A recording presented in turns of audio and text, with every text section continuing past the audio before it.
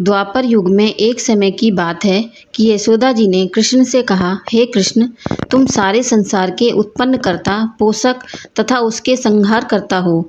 आज कोई ऐसा व्रत मुझसे कहो जिसके करने से मृत्युलोक में स्त्रियों को विधवा होने का भय ना रहे तथा यह व्रत सभी मनुष्यों की मनोकामनाएं पूर्ण करने वाला हो। श्री कृष्ण कहने लगे, हे माता, तुमने अति सुंदर प्रश्न किया है।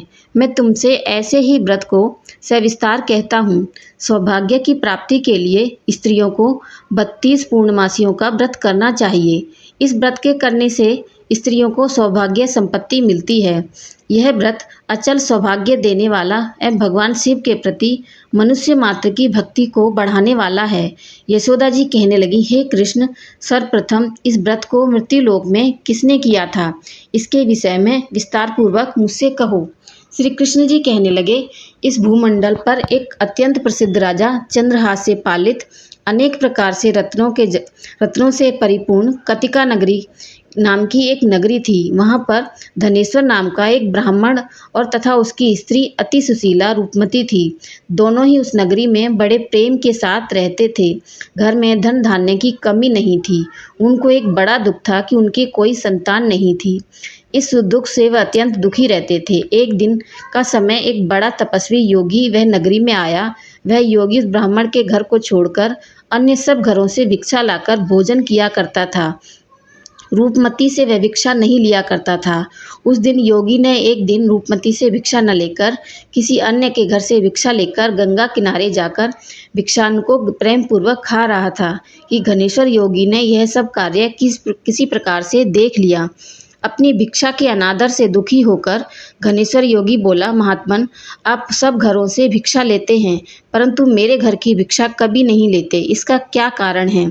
योगी ने कहा कि तुम निसंतान हो। मैं निसंतान के घर की भीख पतितों के अन्न के तुल्य होती है और जो पतितों का अन्न खाता है वह भी पतित हो जाता है। चूँकि तुम निसंतान हो अतः पतित हो जाने के भय से मैं तुम्हारे घर की भिक्षा नहीं लेता हूँ।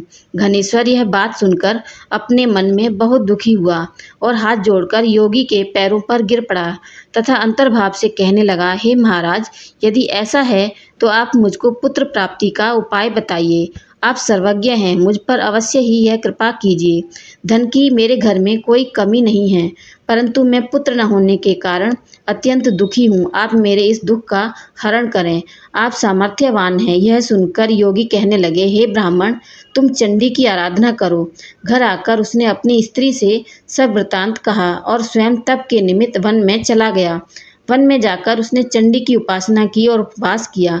चंडी ने 16वें दिन उसको स्वप्न में दर्शन दिया और कहा, हे घनेश्वर, जा, तेरे घर पुत्र होगा परंतु वह 16 वर्ष की आयु में ही मृत्यु को प्राप्त हो जाएगा। यदि तुम दोनों स्त्री पुरुष 32 पूर्णमासियों का व्रत विधि पूर्वक करोगे तो यह दीर्घायु होगा।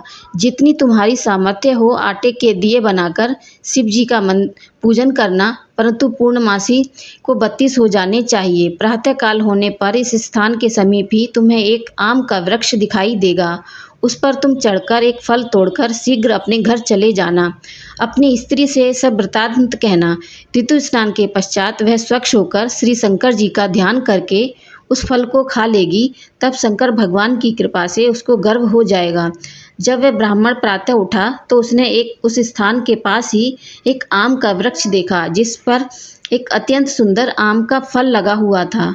उस ब्राह्मण ने उस आम के वृक्ष पर चढ़कर उस फल को तोड़ने का प्रयत्न किया परंतु वृक्ष पर कई बार प्रयत्न करने पर भी वह चढ़ न पाया।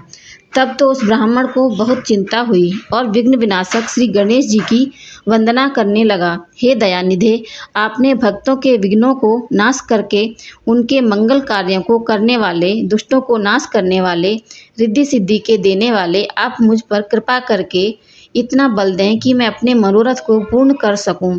इस प्रकार गणेश जी की प्रार्थना करने पर उनकी कृपा से घनेश्वर वृक्ष पर चढ़ गया और उसने एक अति सुंदर आम का फल देखा।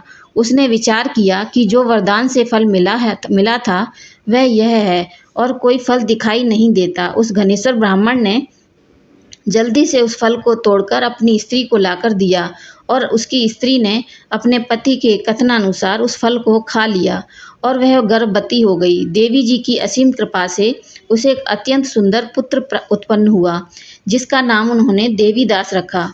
माता पिता के हर्ष और शोक के साथ वह बालक शुक्ल पक्ष के चंद्रमा की भांति अपने पिता के घर में बढ़ने लगा। भवानी की कृपा से वह बालक बहुत ही सुंदर, सुशील और विद्या पढ़ने में बहुत ही निपुण हो गया। दुर्गा जी की आज्ञा अनुसार उसकी माता ने 32 पूर्णमासी का व्रत रखना प्रारंभ कर दिया, जिससे उसका पुत्र बड़ी आयु वाला हो जाए। 16वें वर्ष लगते ही देवीदास के माता पिता को बड़ी चिंता हो गई, कहीं उसके पुत्र की इस वर्ष मृत्यु न हो जाए। इसलिए उन्होंने अपने मन में विचार किया, यदि यह दुर्घटना उनके सामने हो गई तो वे कैसे सहन कर सकेंगे। अस्तु, उन्होंने देवीदास के मामा को बुलाया और कहा कि हमारी इच्छा है कि देवीदास 1 वर्ष तक काशी में जाकर विद्या अध्ययन करे और उसको अकेला भी नहीं छोड़ना चाहिए। इसलिए साथ में तुम चले जाओ और 1 वर्ष के पश्चात इसको वापस लौटा लाना। सब प्रबंध करके उसके माता पिता ने काशी जाने के लिए देवीदास को घोड़े पर बैठाकर उसके मामा को साथ कर दिया, किंतु यह बात उसके मामा या किसी और से नहीं कही। घनेश्वर ने समीपक अपने पुत्र की मंगल कामना तथा दीर्घायु के लिए भगवती दुर्गा की आराधना और पूर्णमासियों का व्रत करना प्रारंभ कर दिया। इस प्रकार बराबर 32 पूर्णमासी का व्रत पूरा किया। कुछ समय पश्चात एक दिन वे दोनों मामा भांजा मार्ग में रात्रि बिताने के लिए किसी ग्राम में ठहरे थे। उस दिन उस गांव में एक ब्राह्मण की अत्यंत सुंदरी, सुशीला, विदुषी और गुणवती कन्या का विवाह होने वाला था। जिस धर्मशाला के अंदर वर और उसकी बारात ठहरी हुई थी, उसी धर्मशाला में देवीदास और उसके मामा भी ठहरे हुए थे। संयोगवश कन्या को तेल आदि चढ़ाकर मंडप आदि का कृत्य किया गया तो लग्न के समय वर को धनुर्वात हो गया। अस्तु, वर के पिता ने अपने कुटुंबियों से परामर्श करके निश्चय किया कि यह देवीदास मेरे पुत्र जैसा ही सुंदर है, मैं इसके साथ ही लग्न करा दूं और उसके बाद विवाह के अन्य कार्य मेरे लड़के के साथ हो जाएंगे। ऐसा सोचकर देवीदास के मामा से जाकर बोला कि तुम थोड़ी देर के लिए अपने भांजे को हमें दे दो, जिससे विवाह के लग्न का सब कृत्य सुचारू रूप से हो सके। तब उसका मामा कहने लगा कि जो कुछ भी मधुपर्क आदि कन्यादान के समय वर को मिले वह सब हमें दे दिया जाए, तो मेरा भांजा इस बारात का दूल्हा बन जाएगा। यह बात वर के पिता ने स्वीकार कर लेने पर उसने अपना भांजा वर बनने को भेज दिया और उसके साथ ही सब विवाह कार्य रात्रि में विधि पूर्वक संपन्न हो गया। पत्नी के साथ वह भोजन न कर सका और अपने मन में सोचने लगा कि न जाने वह किसकी स्त्री होगी। वह एकांत में इसी सोच में गर्म निश्वास छोड़ने लगा तथा उसकी आंखों में आंसू भी आ गए। तब वधू ने पूछा कि क्या बात है, आप इतने उदासीन व दुखी क्यों हो रहे हो। तब उसने सब बातें जो वर के पिता व उसके मामा में हुई थी उसने उसको बतला दी। तब कन्या कहने लगी, यह ब्रह्म विवाह के विपरीत हो कैसे सकता है। देव, ब्राह्मण, अग्नि के सामने मैंने आपको ही अपना पति बनाया है, इसलिए आप ही मेरे पति हैं। मैं आपकी ही पत्नी रहूंगी, किसी अन्य की कदापि नहीं। तब देवीदास ने कहा, ऐसा मत करिए, क्योंकि मेरी आयु बहुत थोड़ी है। मेरे पश्चात आपकी क्या गति होगी। इन बातों को अच्छी तरह से विचार लो। परंतु वह दृढ़ निश्चय वाली थी। बोली कि जो आपकी गति होगी वही मेरी गति होगी। हे स्वामी, आप उठिए और भोजन करिए, आप निश्चय ही भूखे होंगे। इसके बाद देवीदास और उसकी पत्नी दोनों ने भोजन किया तथा शेष रात्रि वे सोते रहे। प्रातःकाल देवीदास ने अपनी पत्नी को 3 नगों से जड़ी हुई एक अंगूठी दी, एक रुमाल दिया और बोला, हे प्रिय, इसे लो और संकेत समझकर स्थिर चित्त हो जाओ। मेरा मरण और जीवन जानने के लिए एक पुष्प वाटिका बना लो, उसमें सुगंधि वाली एक नव मल्लिका लगा लो, उसको प्रतिदिन जल से सिंचा करो और आनंद के साथ खेलो कूदो तथा उत्सव मनाओ।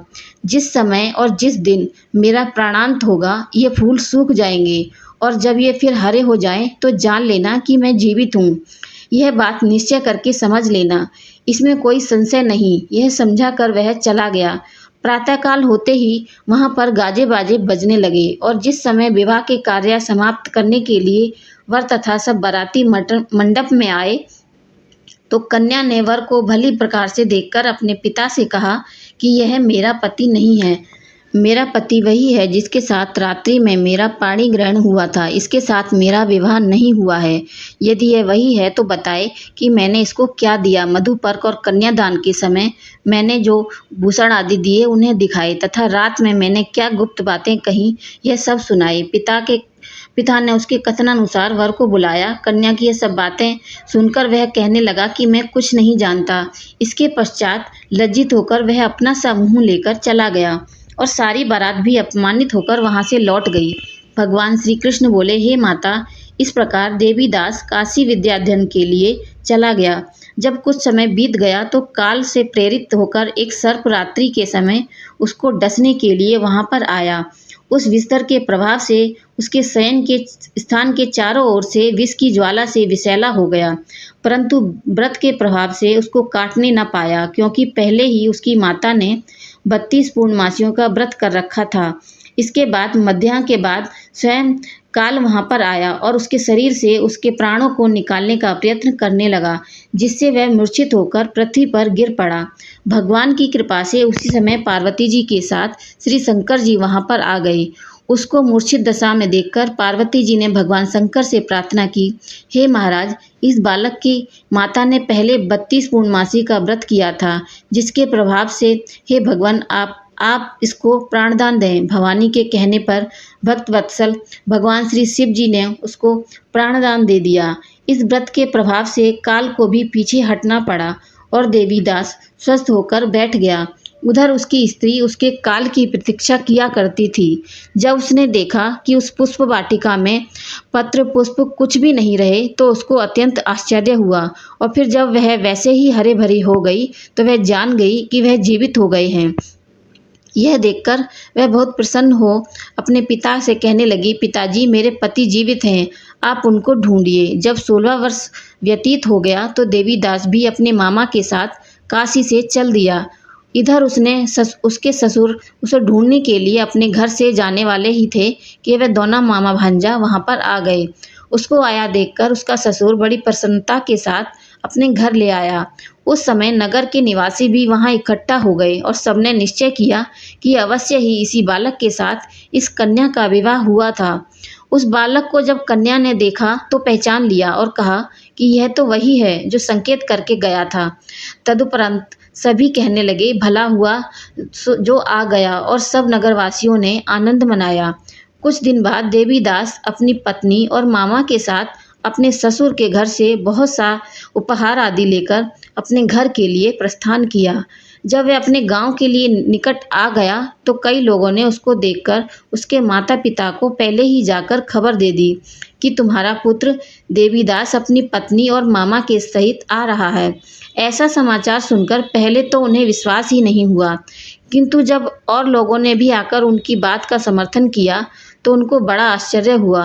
लेकिन थोड़ी देर में देवीदास ने आकर अपने माता पिता के चरणों में अपना सिर रखकर प्रणाम किया और उसकी पत्नी ने अपने सास ससुर के चरणों को स्पर्श किया तो माता पिता ने अपने पुत्र और पुत्रवधू को अपने हृदय से लगा लिया और दोनों की आंखों में प्रेम अश्रु बह चले।